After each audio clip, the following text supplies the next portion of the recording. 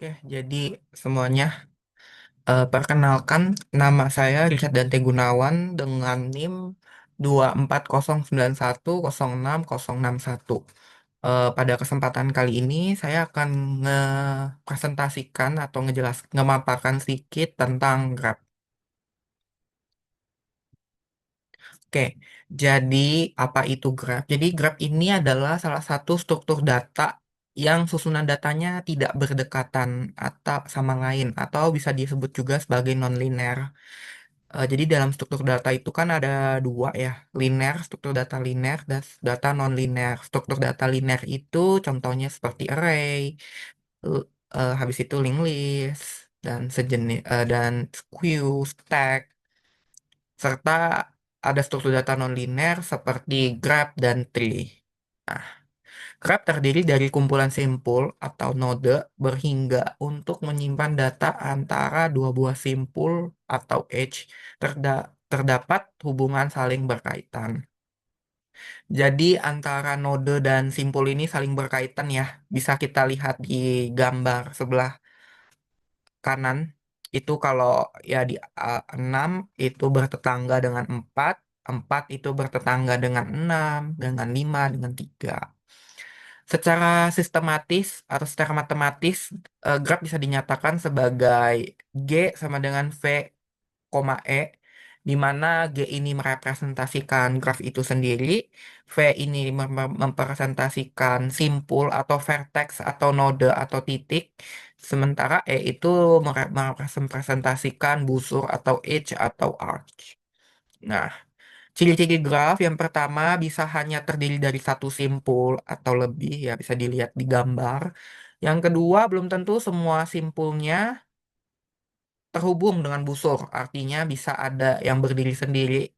Yang ketiga, bisa mempunyai simpul yang terhubung dengan simpul yang lain.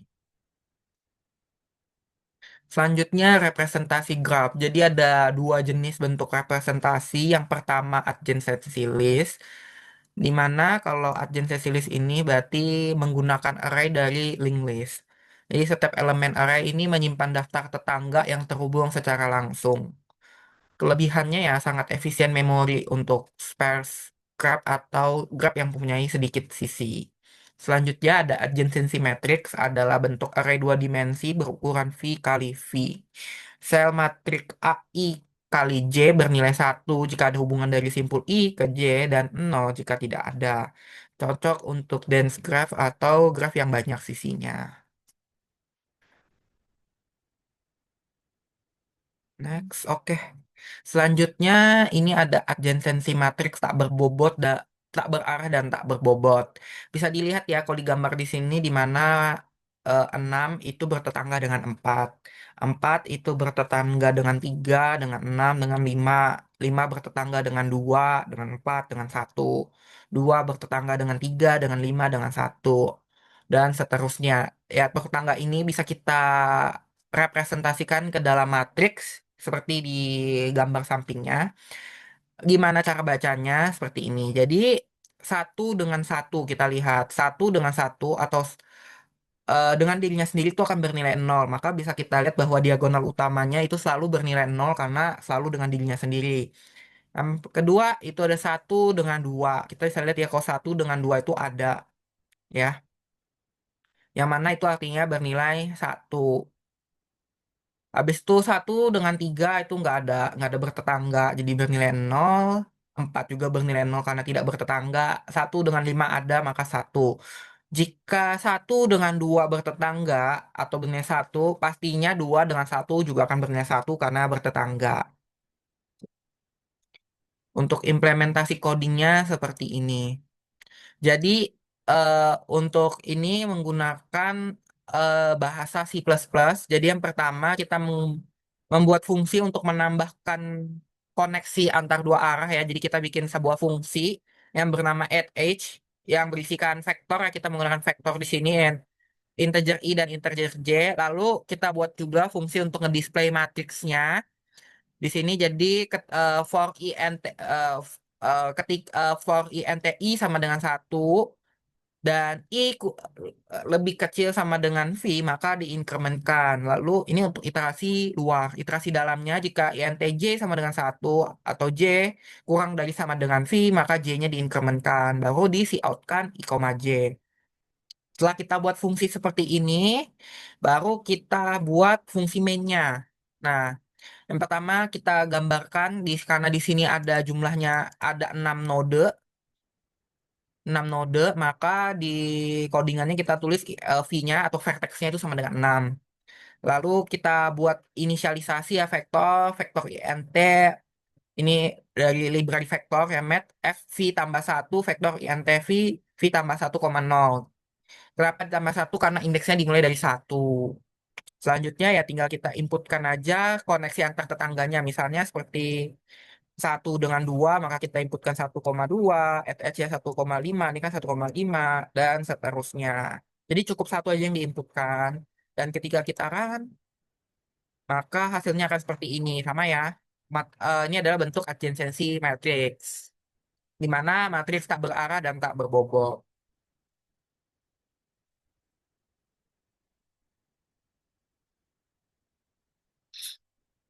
Selanjutnya ada namanya adjacency matrix tak berarah dan berbobot. Nah, berbeda dengan sebelumnya di mana tak berarah dan tak berbobot, pada adjacency matrix kali ini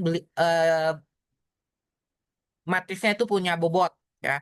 Jadi bisa dilihat di sini bahwa 6 4 itu ada bobotnya. 6 itu bertetangga dengan 4 berbobot 4, 4 dengan 5 bertetangga berbobot 6 dan seterusnya. Ketika tidak bertetangga itu biasanya bernilai 999 atau di luar tak terhingga, tak berdefinisi sebutannya. Nah, sama seperti sebelumnya di tak berarah dan tak berbobot, diagonal utama itu pasti bernilai yang tak terhingga tersebut atau di sini dipakaikan simbol INF. Nah, bisa dilihat bahwa 1 dengan 1 itu kan dengan dirinya sendiri itu tak bisa, tidak bisa, maka dikasih simbol INF. Lalu 1 dengan 2 itu berbobot 5. Di sini bisa dilihat di sini 1 dengan 2 5. Lalu 3 dan 4 juga karena tidak bertetangga. 5 dengan 1 berbobot 2 dan seterusnya. Sama seperti sebelumnya, jika 1 dengan 2 itu 5, maka 2 dengan 1 juga 5. Berikut ini adalah eh apa namanya? Berikut ini adalah codingannya. Jadi di sini menggunakan library tambahan untuk menjaga agar kolomnya tetap lurus. Lalu di sini kita mendefinisikan dulu INF atau yang tidak ada jalurnya, yang tidak bertetangga. Sama seperti sebelumnya ya kita buatkan dulu dia punya fungsi untuk menambah connection ya pakai add. Ya di sini matriksnya pakai kalau tadi pakai I kali J, di sini pakai U sama V. Sama seperti tadi. Di sini kita ganti berat. Kalau tadi pakai I, kita ganti berat karena sekarang ada weight atau bobot. Lalu setelah ada fungsi tambah koneksi dan bobot, kita buat juga fungsi untuk menampilkan matriksnya. Jadi sama ketika ketika I sama dengan 1, I kurang dari sama dengan V atau vertexnya, maka I-nya diinkrementkan. Ini untuk iterasi luar, iterasi dalamnya. J sama dengan 1, J kurang dari sama dengan V, maka J-nya diinkrementkan. Baru jika matriks I, J ini itu tidak berhubungan, maka yang dicetak adalah INF atau 999. Selain itu, maka yang dicetak adalah bobotnya. Dan ini sama di fungsi main-nya, di mana vertex-nya kita definisikan 6. Lalu kita inisialisasikan semua elemen INF termasuk diagonal karena tidak ada self loop. Dan kita inputkan sesuai dengan gambar. Dan hasilnya seperti ini. Ini kalau kita kan, maka hasilnya sama seperti yang ada di gambar. Mungkin sekian yang bisa saya presentasikan pada hari ini. Saya ucapkan terima kasih. Oke, halo. Kenalkan aku Rahmat Yadi dengan digit name terakhir itu 074. Di sini aku bakalan ngelanjutin dari presentasi rekanku. Ya, di sini aku ditemenin sama waifu lucuku. Oke, balik lagi ke PPT aja deh. Ya, di sini aku bakalan lanjutin ke jenis-jenis graph ya. Oke. Sebetulnya dari presentasi temanku sebelumnya itu udah terjawab ya. Ada dua macam graph di sini. Sebetulnya ada tiga ya. Pertama itu berarah, dan kedua itu tidak berarah, dan terakhir itu ada bobot. Oke, kita bakalan jabarin sedikit demi sedikit ya. Mulai dari tak berarah dulu nih. Kalau kalian perhatikan di sini ada not ya, di sini ada not juga. Nah, antara kedua not ini dihubungkan dengan ini, ya, yang mana di sini nggak ada arahnya ya, jadi sifatnya itu bisa timbal balik, berbeda dengan grab yang memang dia punya arah, dia punya ekor dan punya kepala gitu. Jadi B ini jelas gitu arahnya ke A, dan A ini jelas ngarahnya ke B gitu. Mungkin ini satu lagi, C ini ngarahnya ke E gitu. Itu saja sih bedanya berarah dan tak berarah. Kalau misalnya tak berarah dia bisa bolak-balik ya. Sedangkan kalau misalnya dia punya kepala dan ekor itu berarah, jadinya dia cuman satu posisi aja gitu. Bisa ke satu tempat aja, kecuali panahnya dua gitu. Oke, lanjut ke bobot. Bobot ini salah satu hal yang paling penting ya untuk kita menentukan suatu jarak ya, atau bobot itu sendiri ya, di mana bobot ini sendiri merupakan hubungan antara dua buah simpul. Hmm, oke, begitu aja. Terus ini bobot itu juga menyatakan panjang sebuah jalan ya, seperti yang aku jelaskan sebelumnya. Ini bisa kita gunakan untuk menentukan panjang atau jarak antar kedua not, atau ya simpelnya kita gunakan istilah bobot aja gitu. Oke, kita lanjut ke adjacency matriks berarah ya. Kalau sebelumnya rekanku itu ngejelasin dia nggak ada arahnya gitu. Nah, di sini kita start ke yang nggak berbobot karena ini mudah. Kita cuman menggunakan boolean aja dengan nol itu false dan satu itu true. Di sini coba kita langsung ke not yang pertama. Ini satu, ini terhubung pada not 2 dan 5. Kalau sebelumnya yang tidak berarah itu dia sifatnya bolak-balik. Jadi nanti sebelumnya kan itu muncul sifat cermin kayak gini. Sebelumnya ini sudah dijelaskan sih harusnya. Nah, ini mencermin gitu. Karena sifatnya ya tadi itu bolak-balik gitu. Nah, sedangkan kalau misalnya dia punya arah, jadi bacanya itu agak beda. Kita lihatnya dari baris, kemudian kita baru bandingkan dengan kolom gitu. Nah, karena kita fokus pada not yang pertama nih, kita liatin dulu dari baris yang satu ini. Itu dia kan terhubung pada not 2 ya. Jadi kita fokus pada kolomnya. Di sini nomor 2 ada tanda satu artinya true, berarti dia terhubung dengan 2 ya. Nah, di sini juga pada not 5 kalau kalian bisa langsung notice ya. Di sini ada true-nya juga, jadi dia terhubung ke not 5. Sedangkan yang lainnya nol, ya ini sesuai ya. Bahwasannya not satu ini cuman kehubung ke dua not saja gitu. Coba kita liatin not nomor 3 deh. Di sini kita baca barisnya juga dulu, terus di sini angka satu cuman ada di nomor 4. Karena ya lagi-lagi di graf di sini not 3 itu cuman terhubung pada not 4.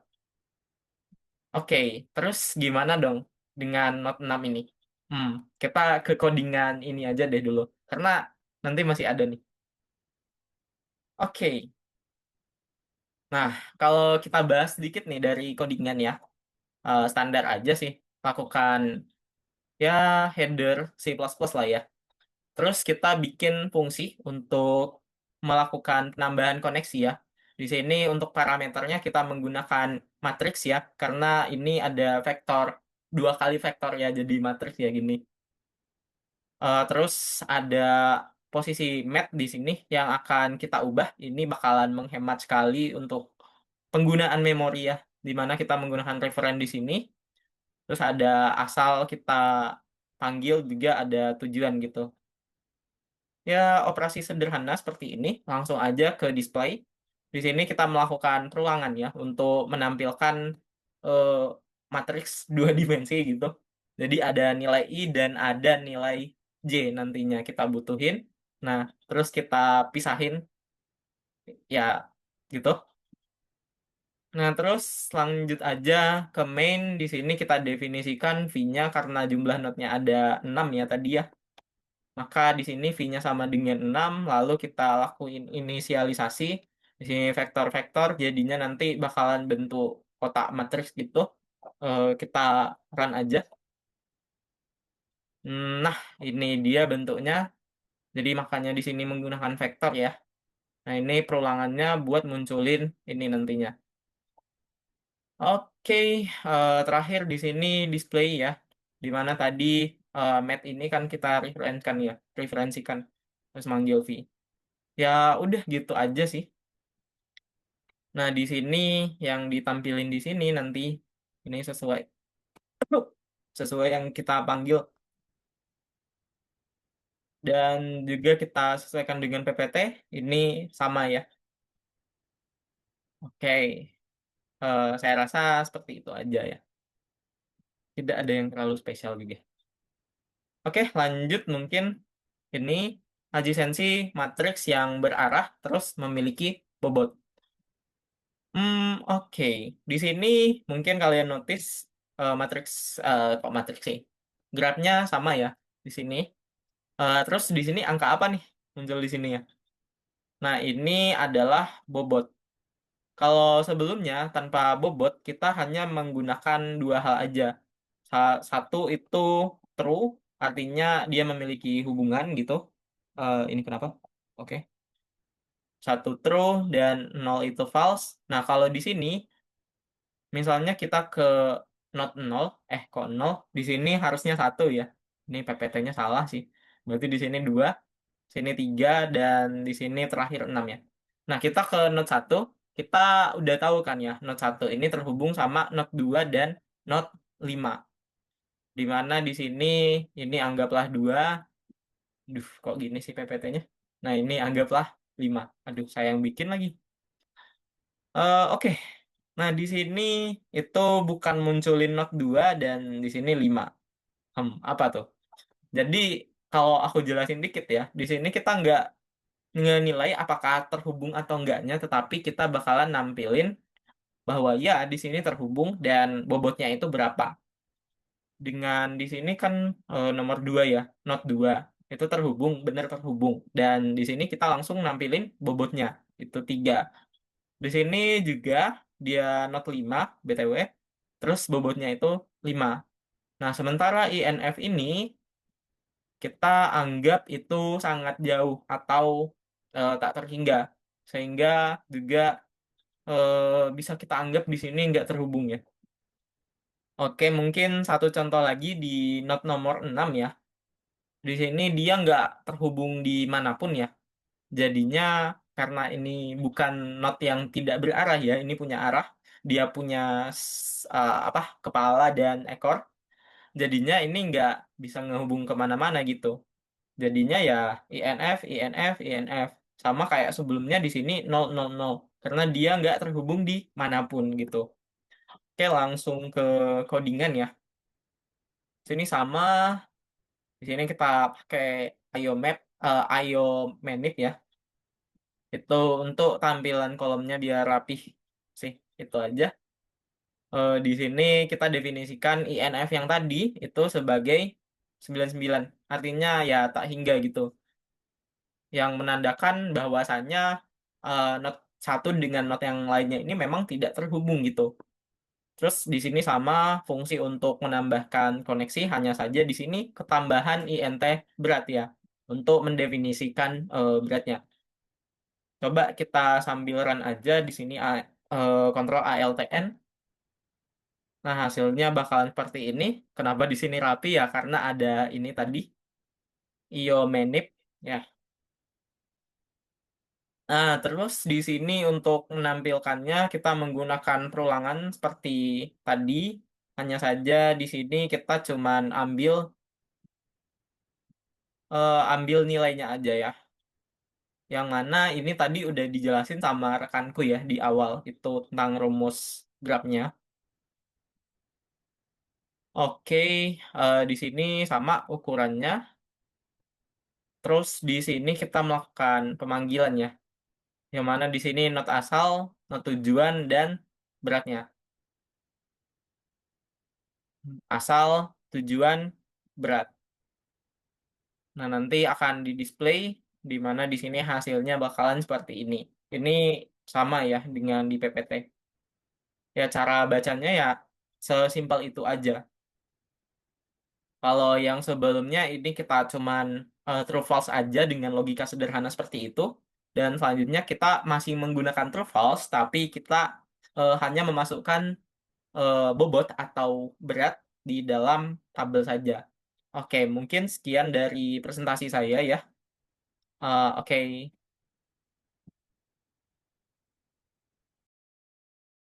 Assalamualaikum warahmatullahi wabarakatuh. Sebelumnya, perkenalkan nama saya Muhammad Ridwan Ansyar Rahman. Nah, sini saya akan menjelaskan adjacency list Abrara dan tabel bobot. Nah, seperti yang kita ketahui bersama, adjacency list Abrara pasti selalu memiliki hubungan dua arah. Nah, misalkan di sini ada contoh 7 not, yang mana kita akan menentukan adjacency list Abrara. Misalkan di sini ada A yang mewakili not 0 berhubungan langsung dengan not B, berhubungan langsung dengan not C, dan not D.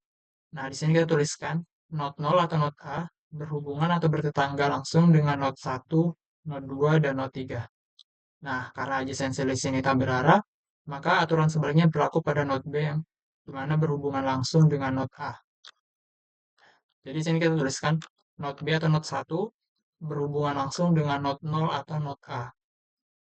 Nah, selain itu, not B juga berhubungan langsung dengan not E atau not 4 dan not F atau not 5.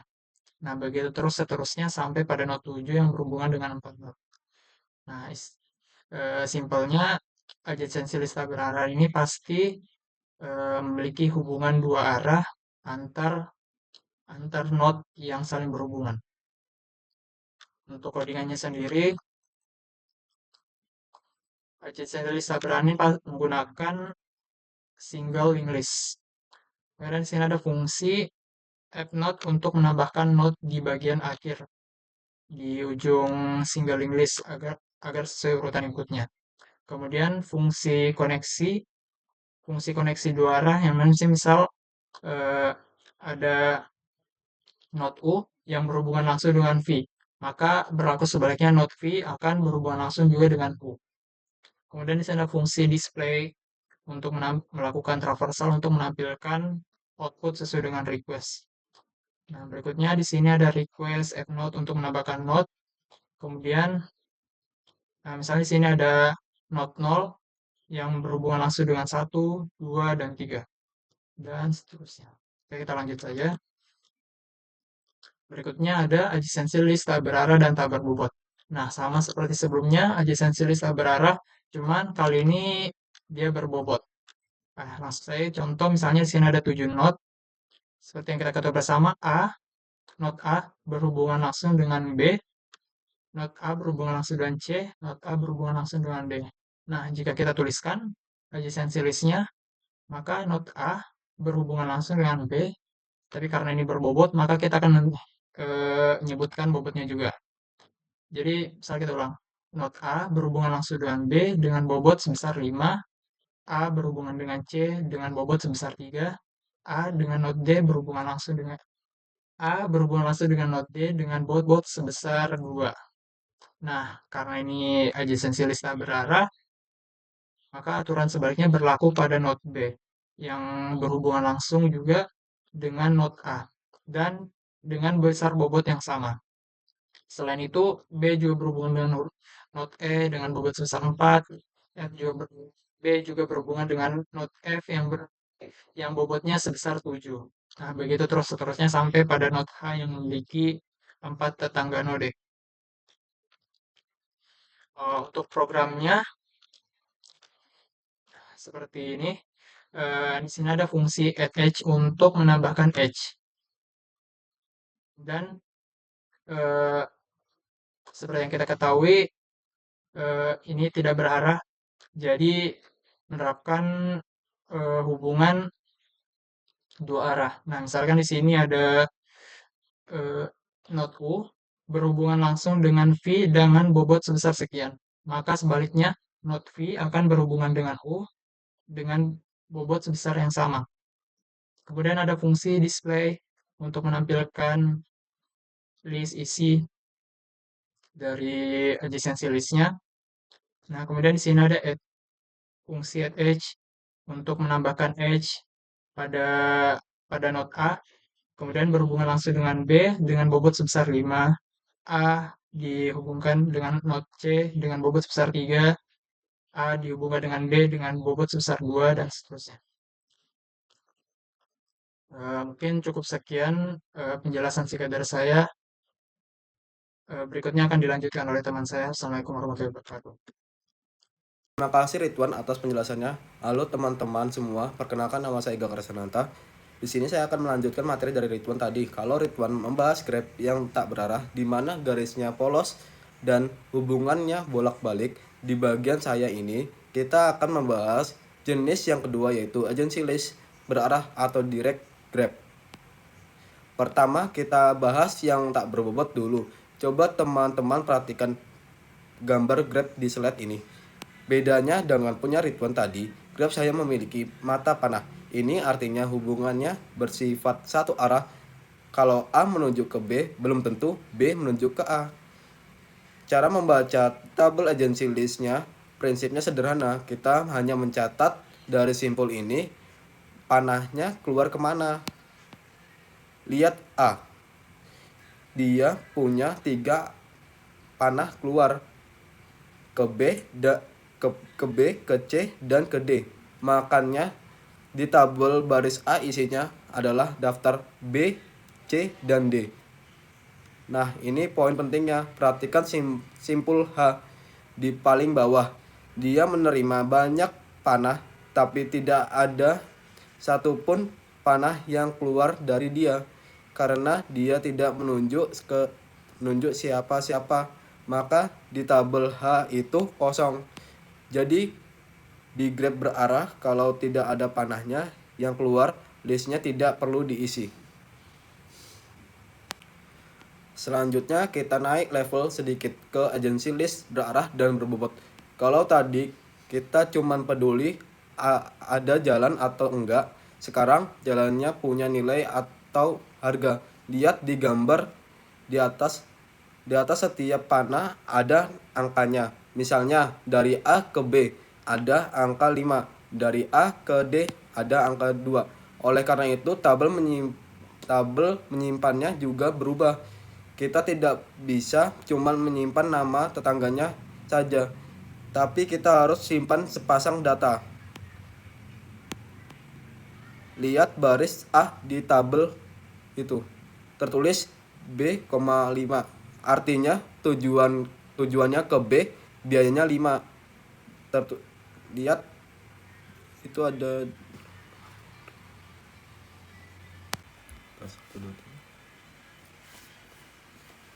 Selanjutnya kita naik level sedikit ke agency list berarah dan berbobot. Kalau tadi kita cuman peduli ada jalan atau enggak, sekarang jalannya punya nilai atau harga. Lihat di gambar di atas setiap panah ada angkanya. Misalnya dari A ke B ada angka 5, dari A ke D ada angka 2. Oleh karena itu tabel menyimpannya juga berubah. Kita tidak bisa cuman simpan nama tetangganya saja, tapi kita harus simpan sepasang data. Lihat tabel pada baris A. Tertulis B,5 artinya tujuannya ke B, biayanya 5. Tertulis D,2 artinya tujuannya ke D, biayanya 2. Jadi perubahannya adalah setiap kotak di tabel sekarang menyimpan 2 informasi sekaligus. Sekarang bagaimana cara codingnya? Ini yang membedakan kode saya dengan kode Ridwan tadi. Perbedaannya ada di fungsi add. Tadi di kode Ridwan, kalau A dan B terhubung, dia harus catat 2 kali. A ke B dan B ke A. Karena grab saya satu arah, kita hanya mencatat 1 kali saja, yaitu di sisi pengirimnya. Lihat di baris ini. Kita cuma memasukkan tetangga V ke dalam milik U. kita tidak melakukan sebaliknya. Jadi kodenya lebih singkat karena hanya satu arah saja. Terakhir, untuk implementasi codingan yang berbobot, kita menggunakan tipe data pair. Apa itu pair? Pair itu ibaratkan kantong yang berisikan sepasang. Kalau tadi vektor cuman isinya angka int biasa, sekarang isinya pair int, int. int. Angka pertama untuk tujuan. Angka kedua untuk bobot. Di fungsi add, adds-nya, kita tinggal menambahkan parameter berat W. Artinya, masukkan ke daftar U, pasangan, tetangga V, dan berat W. Jadi, kesimpulannya, adjustment list berarah ini sangat efisien karena kita hanya perlu menyimpan jalur yang benar-benar ada panahnya saja.